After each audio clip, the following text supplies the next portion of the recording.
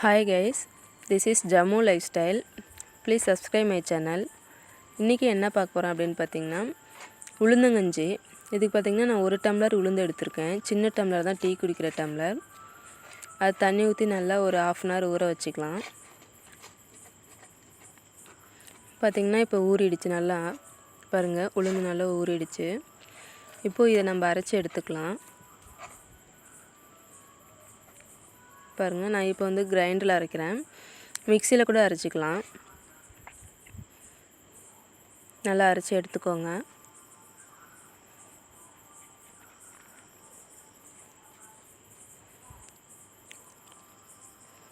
பாருங்கள், இப்போ நான் அரைச்சி எடுத்துட்டேன். நல்லா கெட்டியாக மஞ்சிடுச்சு. இப்போது இதில் தேவையான அளவு தண்ணி ஊற்றி நல்லா மிக்ஸ் பண்ணிக்கலாம். இது வந்து பார்த்திங்கன்னா கொதிக்கும் போது அதனுடைய கெட்டியாக இருக்கா எப்படி இருக்குன்ற தன்மை தெரியும். இப்போ வந்து நம்ம கொஞ்சமாக கூட தண்ணி ஊற்றி சேர்த்து நம்ம அடுப்பில் வச்சுட்டு அப்புறம் கூட நம்ம தண்ணி சேர்த்துக்கலாம். இப்போ பார்த்திங்கன்னா தண்ணி சேர்த்து நல்லா கலக்கி விட்டுருக்கேன்.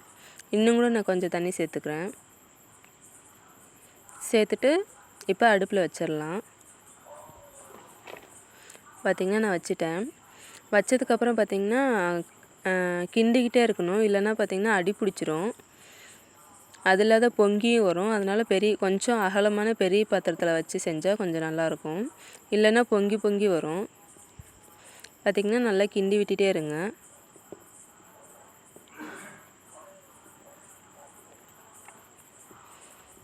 பாருங்கள், நல்லா ஒரு கட்டி கூட இல்லாமல் நல்லா எல்லாம் கரைஞ்சிடுச்சு.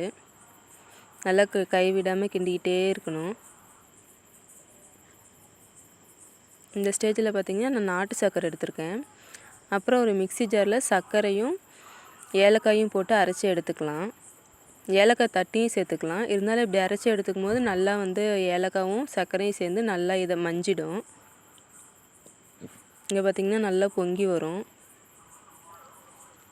நல்லா பொங்கி வரப்போ நல்லா கிண்டி விட்டுட்டே இருக்கலாம்.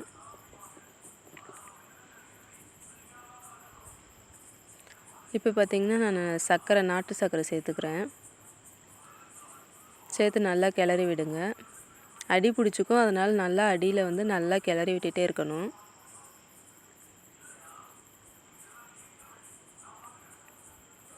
நல்லா கலர் சேஞ்ச் ஆகி வரும். பாருங்கள் என்ன கலரில் வந்துடுச்சுன்ட்டு. இதுவே நம்ம சாதாரண சர்க்கரை சேர்த்தோம் அப்படின்னா அது வெள்ளையாகவே இருக்கும். நாட்டு சர்க்கரை வெல்லம் இப்படி சேர்க்கும் போது பார்த்திங்கன்னா கலர் இப்படி வந்துடும். இப்போ வந்து நம்ம ஏலக்காயும் சர்க்கரையும் அரைச்சி வச்சோம் பார்த்திங்களா, அதை ஆட் பண்ணிக்கலாம்.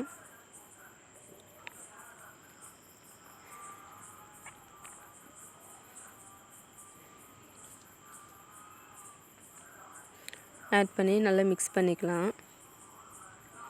பண்ணிவிட்டு இப்போ ஃபைனலாக என்ன பண்ணோன்னா தேங்காய் துருவல் சேர்த்து கிளறி விட்டு அடுப்பை அணைச்சிட்டோம்னா அவ்வளோதாங்க, நம்மளோட உளுத்தங்கஞ்சி ரெடி ஆகிடுச்சு.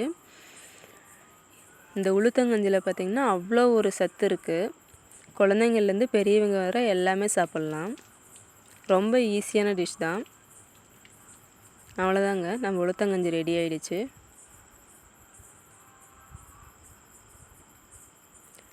தேங்க்ஸ் ஃபார் வாட்சிங்.